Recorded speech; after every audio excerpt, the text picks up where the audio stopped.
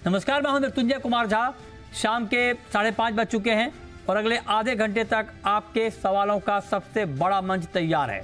अगर आपने कमोडिटी में ट्रेड किया है या फिर नया ट्रेड करना चाहते हैं, जानना चाहते हैं कि आपके लिए बाजार में कहां पर कमाई के मौके हैं, तो आप सवाल पूछिए। नंबर आप नोट कर लें 02223001634। इसके अलावा आप 02223001635 पर भी अपना सवाल पूछ सकते हैं।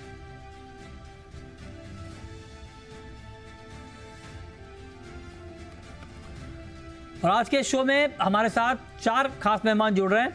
हमारे साथ हैं अनुज गुप्ता, HDFC सिक्योरिटीज के, बीरेन वकील हैं पैराडाइम कमोडिटी के, रेनिशा चेनानी है रिसर्च हेड ऑगमाउंट गोल्ड की, धनंजय राजगोर हैं राजगोर स्पाइसेस के। आप सभी का बहुत बहुत स्वागत है। और चर्चा की शुरुआत हम करते हैं गोल्ड के साथ। गोल्ड का मार्केट बहुत ज़्यादा वोलेटाइल है। आप देखिए कि फ्राइडे को 1000 रुपये से ज़्यादा गोल्ड के दाम बढ़ गए थे और आज गोल्ड की कीमतों में गिरावट है। करीब 300 रुपये इस वक्त गोल्ड का मार्केट नीचे है। इंट्राडे में 450 रुपये से ज़्यादा दाम गिर गए थे। काफ़ी वोलेटाइल, आमतौर पे गोल्ड का नेचर ऐसा होता नहीं है। तो रेनिशा जी, क्या हो रहा है गोल्ड में ये? जी मृत्युंजय, हमने देखा है कि लास्ट वीक जिस तरह से 4% का रिबाउंड आया ओवरऑल गोल्ड की प्राइसेस में, ये बहुत बेहतरीन था और एक्सपेक्टेड था। जिस तरह से जियोपॉलिटिकल टेंशंस इमर्ज हुए थे फर्स्ट वीक ऑफ अक्टूबर में, तो ये एक्सपेक्टेड था कि रिबाउंड आएगा। बट ये रिबाउंड काफी वन वे शार्पली हुआ, तो इसलिए आज थोड़ा बहुत प्रॉफिट बुकिंग आ रही है। बट जिस तरह से प्राइसेस ने रिबाउंड लिया है, फंडामेंटल्स काफी टर्न आउट हो चुके हैं।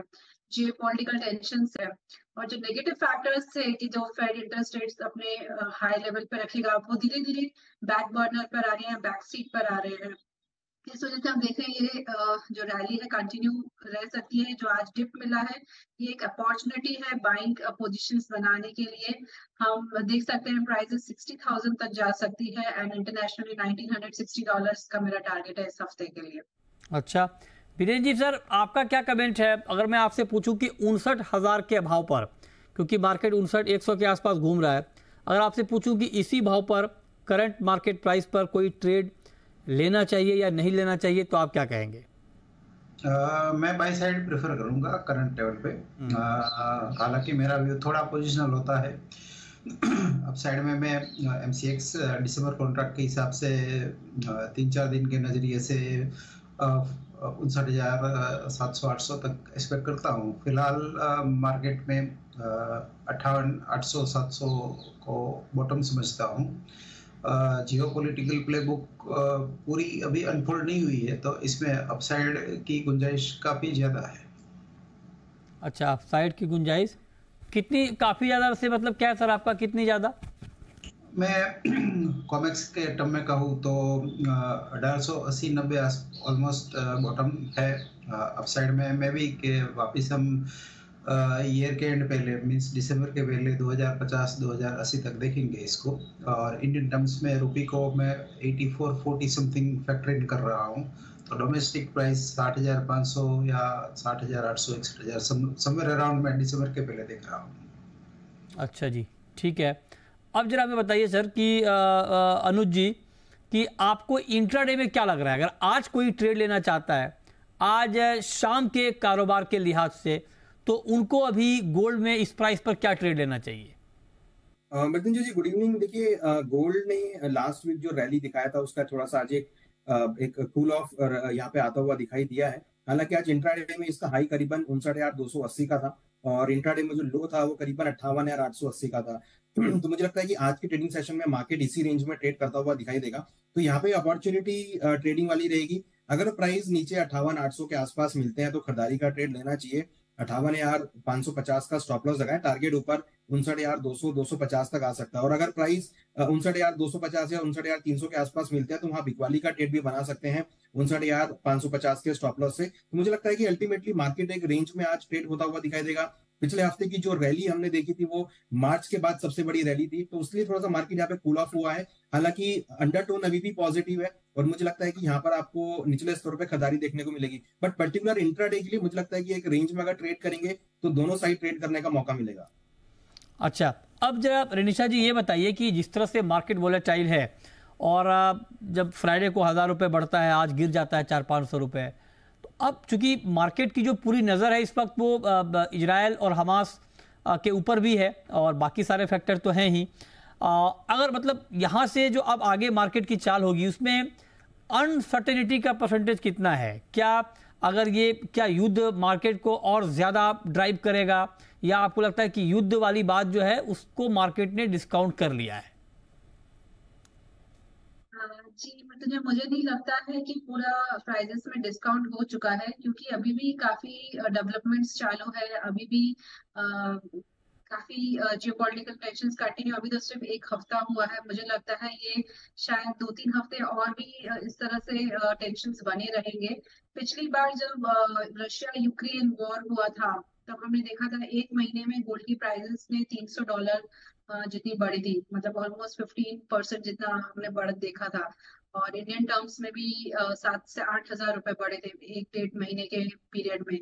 तो अगर टेंशन्स बढ़ते रहते हैं तो हम सेम रैली गोल्ड में आते हुए देख सकते हैं, क्योंकि जियोपॉलिटिकल टेंशन एक बहुत बड़ा फैक्टर होता है जो प्राइसेस को इम्पैक्ट करता है, और उस वजह से जो सेफ हेवन बाइंग आती है प्राइसेस में और कोई एसेट में नहीं आती जितनी गोल्ड में आती है। सेकंड जो ऐसा एसेट क्लास है जहाँ पे सेफ हेवन बाइंग आती है वो है डॉलर। तो मुझे लगता है इस बार भी गोल्ड में फिर से सेफ हेवन बाइंग जो इमर्ज हुई है, जो ETF बाइंग एब्सेंट थी वो वापस इमर्ज हो रही है। सेंट्रल बैंक डिमांड अच्छी है, फिजिकल डिमांड अच्छी है, तो आई थिंक नेगेटिव फैक्टर्स सारे डिस्काउंट हो चुके हैं। और अगर एक बार $1960 का जो इम्पोर्टेंट सपोर्ट लेवल है, रेजिस्टेंस लेवल है, उसके ऊपर प्राइसेस सस्टेन करती है और इंडियन टर्म्स में 60,000 के ऊपर सस्टेन करती है, तो एक ये नया बुल रन स्टार्ट हो सकता है और शायद हम न्यू हाइस भी देख सकते हैं by the year and. Okay, ठीक है, तो इस पर आप नजर रखिए कि गोल्ड में आपको आगे के लिए क्या करना है। चांदी पर बीरेन जी आपका व्यू क्या है? क्या चांदी में भी इसी तरह का उतार चढ़ाव का माहौल आप आगे देख रहे हैं, या चांदी किसी एक डायरेक्शन में आगे बढ़ेगी? जो रनअप गोल्ड में है इतना रनअप मुझे सिल्वर में नहीं लग रहा है, बट फिर भी ये जो इसका फायदा तो चांदी को मिलेगा। अभी एक दूसरी चीज जो गोल्ड में पन आउट नहीं हुई है वो ये है कि अमेरिका की राजनीति में जो हाउस स्पीकर को लेके जो अंदेशा मचा है, जगह खाली है, तो वो रिस्क प्रीमियम भी बिल्टअप होना बाकी है। टेंटेटिवली स्पीकिंग सिल्वर 72,000 तक जा सकती है। कॉमेक्स के हिसाब से 23-30 तक हम देख सकते हैं। ये मैं 10-12 दिन का व्यू दे रहा हूँ आपको। अच्छा, आज के लिए क्या करें अनुज जी सिल्वर में? देखिए, सिल्वर में भी हम एक रेंज बाउंड मोमेंटम देखें। अगर आप मॉर्निंग से देखेंगे तो सिल्वर में थोड़ा करेक्शन देखने को मिला है। हालांकि मॉर्निंग में जो हमने हाई देखा था करीबन 71,249 का था, उसके बाद नीचे लो मारा करीबन 71,000 का, तो एक काफी टाइट रेंज में यहाँ पे ट्रेड होता हुआ दिखा है। मुझे लगता है कि यहाँ पर भी मार्केट एक रेंज में रहेगा। नीचे अगर प्राइस 70,500 के आसपास आए तो मुझे खरीदारी का ट्रेड बनाना चाहिए। ऊपर अगर 71,500 के आसपास जाए तो बिकवाली का ट्रेड बनाना चाहिए। तो ये रेंज अभी रहेगी, बट हाँ अंडरटोन इसकी पॉजिटिव है। तो अगर डिप मिलता है 70,500 के आसपास तो वहां पे हमें लगता है खरीदारी का ट्रेड देखने को मिल सकता है। ठीक है जी, ये रहा आपकी हो गई सिल्वर के ऊपर। अब जरा आप बताइए रेनिशा जी कि अगर मैं थोड़ा लंबा व्यू के हिसाब से आपसे पूछूं तो 3-4 महीने का व्यू आपका सिल्वर पे क्या है? सिल्वर के फंडामेंटल्स काफी स्ट्रॉन्ग है। पहले भी मैं कहती आई हूँ कि गोल्ड से ज्यादा सिल्वर आउट परफॉर्म कर सकता है। एक बार जस्ट बड़े जो इन्वेस्टमेंट प्लेयर्स हैं उनकी मार्केट में एंटर होने की बस जरूरत है। तो हम वेट कर रहे हैं कि वो ट्रिगर आए, एंड अगर प्राइसेस $23 के ऊपर सस्टेन करती है और इंडियन लेवल्स पे 72,000 के ऊपर सस्टेन करती है तो मुझे लगता है वो फॉलो अप बाइंग कंटिन्यू रहेगी। मुझे लगता है कि 80,000 तक के टारगेट्स हम 3-4 महीने में प्राइसेस में आते हुए देख सकते हैं। तो short term view, long term view positive है गोल्ड और सिल्वर दोनों में। मुझे लगता है शॉर्ट टर्म हम बॉटम आउट हो चुके हैं, एक बेस बन गया है। इसके नीचे भी मुझे नहीं लगता नेक्स्ट 1-2 सालों तक प्राइसेस ये लो के नीचे जाएगी जो अक्टूबर मंथ में लोस बने हैं। ओके, तो ये राय आपकी हो गई सिल्वर के ऊपर। चलिए, बहुत शुक्रिया रेनिशा जी आपका जुड़ने के लिए और बताने के लिए कि आज बुलियन मार्केट में क्या कुछ एक्शन आज दिखेगा और आगे थोड़ा लॉन्ग टर्म में दिख सकता है। आगे बढ़ते हैं, अब बात करते हैं जीरे की। जीरे में कमाल हो रहा है। कभी तेज गिरावट, कभी बड़ी तेजी, आखिर ये चल क्या रहा है? मतलब आप देखिए कि आज मार्केट में अच्छी खासी तेजी आई, करीब 4% की। पिछले दिनों ऐसा हुआ था कि 2 दिन में लगातार 10% दाम गिर गए थे। तो मतलब ये समझ में नहीं आ रहा है कि जीरा फंडामेंटल पे चल रहा है या किसी और बात पे। हमारे साथ धनंजय राजगौर साहब हैं, राजगौर स्पाइसेस के। धनंजय जी, बहुत बहुत स्वागत है आपका। आपसे मेरा इतना सवाल है, पहला सवाल यही है कि धनंजय राजगौर, जीरे में इतना क्यों शोर? सट्टेबाजी या तेजी प्योर, क्या कहेंगे आप? सर, सबसे पहले तो फिर एक बार मैं कहना चाहता हूँ, रसोई की जान है जीरा, स्वाद की पहचान है जीरा। इस साल हीरे की तरह चमका है जीरा और किसानों की मुस्कान है जीरा। तो इससे क्या सर, जीरे में सट्टा तो है ही, लेकिन फिजिकल में भी मार्केट में माल कम आ रहा है और डोमेस्टिक ग्राहकी जो हिसाब से निकली है, हर साल के जैसे ही निकली है, उसमें थोड़ा भी 19-20 ग्राहकी नहीं है। ये साल भी ग्राहकी अच्छी है सर जी। ग्राहकी अच्छी है तो फिर पिछले दिनों 2 दिन में 10% दाम क्यों गिर गए थे? सर, उसका रीजन हमने देखा था कि उसकी एक्सपायरी थी 2200 टन की, तो वो हिसाब से वो व्यापार थोड़ा लुढ़का था और वो मेरे हिसाब से वो अपॉर्चुनिटी थी जीरा लेने के लिए उस टाइम पे। अच्छा, तो मतलब आज की तेजी जेन्युइन आप जो बात कह रहे हैं इसके हिसाब से डिमांड आ गई है? सर, फिजिकल मार्केट में डिमांड है और ये डिमांड और 20 से 25 दिन रहेगी, तो मेरे हिसाब से जीरा आगे जाके 63,000 या 64,000 के आसपास रुकना चाहिए। जीरा आप कल से गिरेगा तो नहीं आपके हिसाब से? सर, उतार चढ़ाव आता रहेगा। हमारे लास्ट टाइम भी मैंने इंटरव्यू में बताया था कि उतार चढ़ाव आते रहेंगे, व्यापार सोच समझ कर कीजिए, लेकिन मंदी का ज्यादा मंदी नहीं दिख रही है जीरे के अंदर। अच्छा, आपको लगता है कि कोई ऐसा होगा जो व्यापार बिना सोचे समझे करता होगा? सर, ऐसा नहीं, क्योंकि 5% की तेजी मंदी आ रही है सवेरे शाम को, तो मक्कम रहने वाले लोग ही व्यापार करें। अच्छा, ओके, मतलब फंडामेंटली आपको स्ट्रांग दिख रहा है?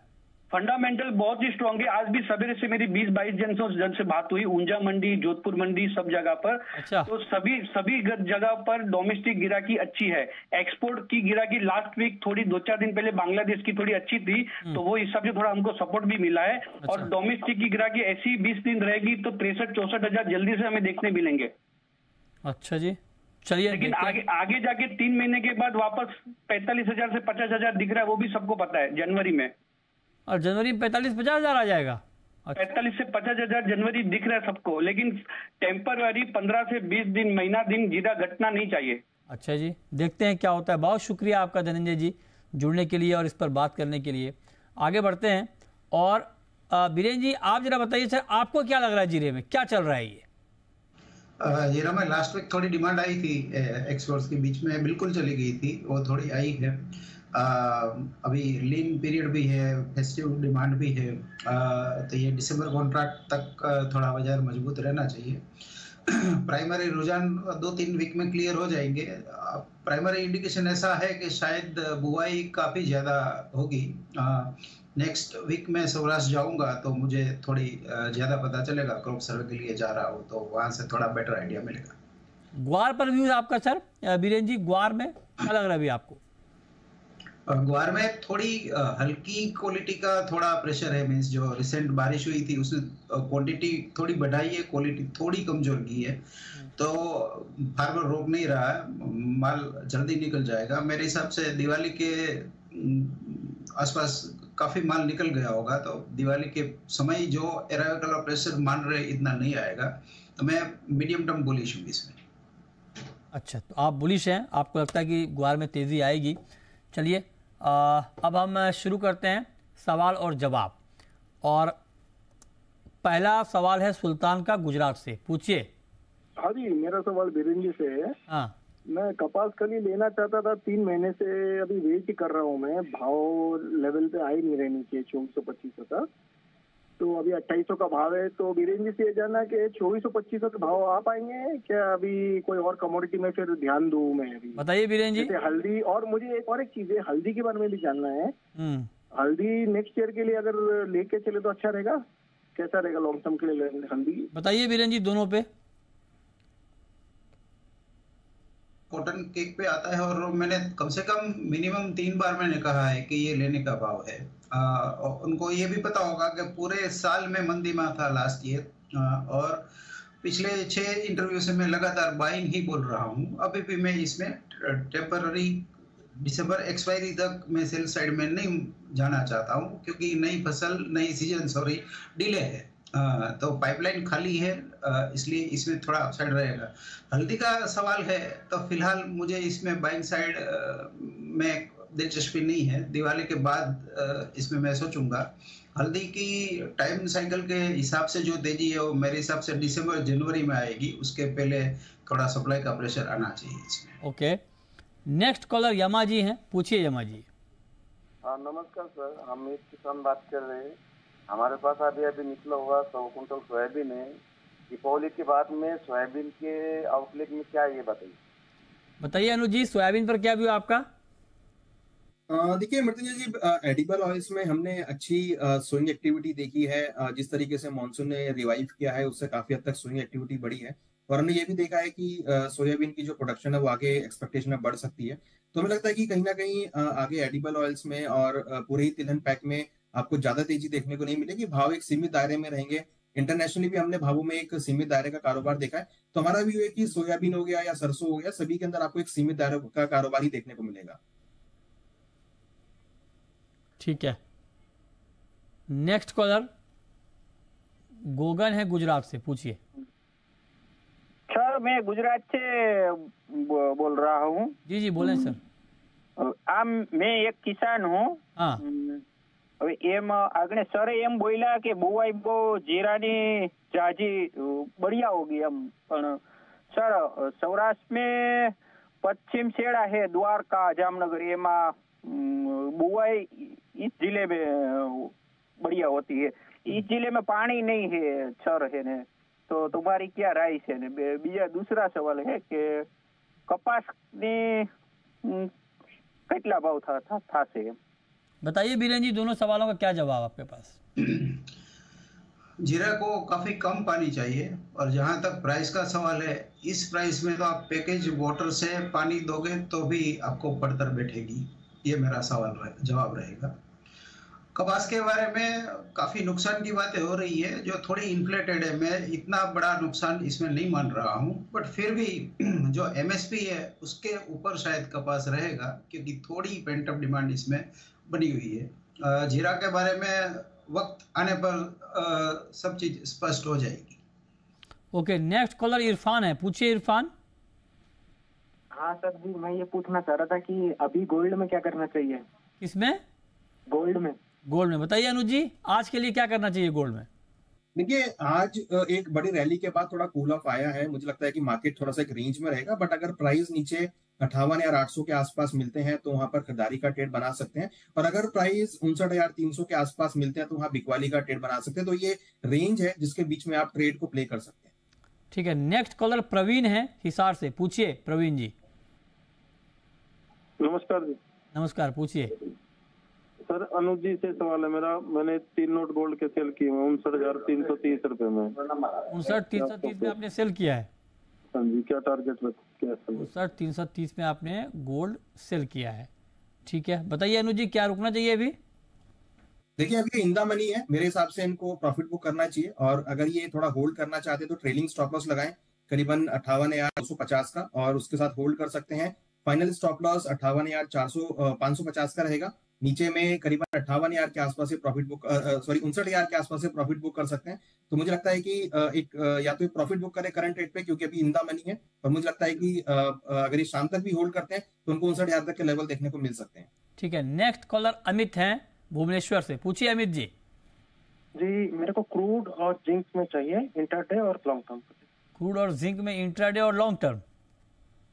ठीक है जी, सर क्या करें बीरेन जी, क्रूड और जिंक में, इंट्राडे में और लॉन्ग टर्म में? इंट्राडे अनुज भाई बेटर जवाब दे पाएंगे। मैं स्क्रीन पे कम रहता हूँ। पोजिशनली स्पीकिंग जिंक को ऐसा दिख रहा है कि 235 तक जाना चाहिए। 2 से 4 वीक तक का नजरिया है। क्रूड फिलहाल वॉर कमोडिटी है, तो इसमें कोई शॉर्ट टर्म या लॉन्ग टर्म कोई व्यू नहीं है फिलहाल। ठीक है, तो आप बताइए अनुज जी, इंट्राडे का व्यू क्रूड जिंक में? देखिए क्रूड के अंदर खरीदारी का ट्रेड हमें लगता है देखने को मिल सकता है, तो करीबन 7,250 के आसपास के लेवल्स में खरीदारी का ट्रेड लेना चाहिए।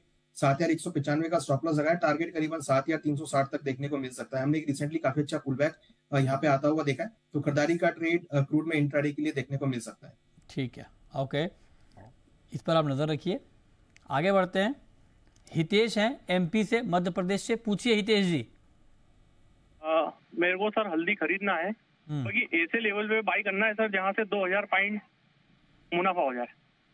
अच्छा, 2000 पॉइंट मुनाफा हो जाए। बताइए बीरेंद्र जी, ऐसा कोई लेवल है अभी दिख रहा है आपको कि हल्दी में अच्छा खासा मुनाफा मिल जाए? ऐसा लेवल की तलाश में मैं भी हूँ, बट ऐसा कोई श्योर शॉर्ट लेवल होता नहीं है फिलहाल, तो ऐसा दिख नहीं रहा है। हाँ, ट्रेड ऑफ के हिसाब से ऐसा लग रहा है कि अपसाइड की गुंजाइश इसमें ज़्यादा है compare to down side, but sure short type की बात मेरे पास तो नहीं है। फरहान है नेक्स्ट कॉलर। पूछिए फरहान जी। गुड इवनिंग सर जी। गुड इवनिंग, पूछिए सर। मेरा वीरेंद्र वकील सर से सवाल है। मैंथ ऑयल पे पहला सवाल है और दूसरा सिल्वर पे। मैंथ ऑयल में ये पूछ रहा था इनसे सर पे, सर ने जो टारगेट दिया था 1150 रुपए का अगस्त में, अभी तक तो आया नहीं सर। और सिल्वर पे बताइए सर, वीरेंद्र जी क्या कहेंगे आप? मेंथा ऑयल में एक अजीब सी बात मैं देख रहा हूँ। फिजिकल मार्केट इसका काफी ऊंचा है, ऑलमोस्ट 160-170 रुपए ऊंचा है कंपेयर टू स्पॉट, और ये प्राइस टेक्निकली कन्वर्ज होना चाहिए, क्यों नहीं हो रहा है वो मुझे समझ नहीं आ रहा है। आगे 2-4 वीक में शायद ये क्लैरिटी हो जाएगी। सिल्वर में ऐसा लग रहा है कि फिलहाल ये जो युद्ध का तनाव है उसका थोड़ा अपसाइड का रनअप आगे आएगा, 72 समथिंग सिल्वर जा सकती है। ओके, ठीक है, इस पर आप नज़र रखिए कि इसमें अभी आगे क्या हो सकता है। अब अनुज जी आप जरा बताइए सर, नेचुरल गैस में कोई ट्रेड अभी आपको दिख रहा है आज के लिए? देखिए, नेचुरल गैस में हमने एक रेंज बाउंड मोमेंटम आता हुआ देखा, और कहीं ना कहीं अगर आप देखेंगे तो 260 के आसपास ये प्राइस आते हुए दिखाई दिए। रिसेंटली प्राइस जो है करीबन ऊपर में 290 के आसपास तक गए थे, तो वहां से उसका करेक्शन आया। तो मुझे लगता है कि ये काउंटर अभी भी एक साइडवेज टू पॉजिटिव साइड में है। तो अगर ये नीचे में 255 के आसपास के स्तर मिलते हैं तो मेरे हिसाब से खरीदारी का ट्रेड लेना चाहिए। 238 का स्टॉप लॉस लगा है, टारगेट में एक्सपेक्ट कर रहा हूँ कि अगेन 275-280 तक आ सकता है। काफी दिनों के रेंज के बाद ये निकला है, तो थोड़ा सस्टेन कर रहा है, बट बाय ऑन डिप्स की स्ट्रेटेजी नेचुरल गैस में देखने को मिल सकती है। ओके, बाय ऑन डिप्स की स्ट्रेटेजी आप कह रहे हैं कि एनजी में देखने को मिल सकती है, इस पे आप नजर बनाकर चल सकते हैं। ओके, ठीक है, आगे बढ़ते हैं। कुछ और कमोडिटी। अयान इस वक्त जुड़ रहे हैं हमारे साथ। पूछिए अयान। हेलो सर, मैं ये पूछना चाह रहा था कि अभी मैं गोल्ड बाय कर सकता हूँ क्या? अभी गोल्ड बाय कर सकते हैं क्या? अनुज जी क्या कहेंगे, इस भाव पर गोल्ड खरीदना ठीक है, बिल्कुल ताजा भाव पर, करंट मार्केट प्राइस पर? देखिए, पिछले 3 घंटे से कोई बड़ा मूव इसमें देखने को नहीं मिला है, कोई मूवमेंट नहीं देखने को मिली है, फ्लैट रहा है। तो मेरे हिसाब से थोड़ा और वेट कर ले, ज्यादा बेहतर होगा। नीचे अगर लेवल मिले तो एक अच्छा आपको खरीदारी का लेवल मिल सकता है, जहां पर आपको अच्छे बेनिफिट मिल सकते हैं। तो बेटर है कि थोड़ा वेट करें, डिप मिले तो ही खरीदारी करें। करंट रेट पे हम देखें पिछले 3-4 घंटे से कोई ज्यादा बड़ा मूव नहीं है, तो बेटर है कि थोड़ा वेट एंड वॉच करके ट्रेड लेंगे तो अच्छा ट्रेड आपको मिलेगा। ठीक है, बहुत शुक्रिया अनुज जी आपका और बीरेन जी आपका जुड़ने के लिए और इन तमाम सवालों के जवाब देने के लिए। तो फिलहाल इस शो में इतना ही, छोटा सा ब्रेक, और ब्रेक के बाद देखिए आपकी खबर, आपका फायदा। नमस्कार।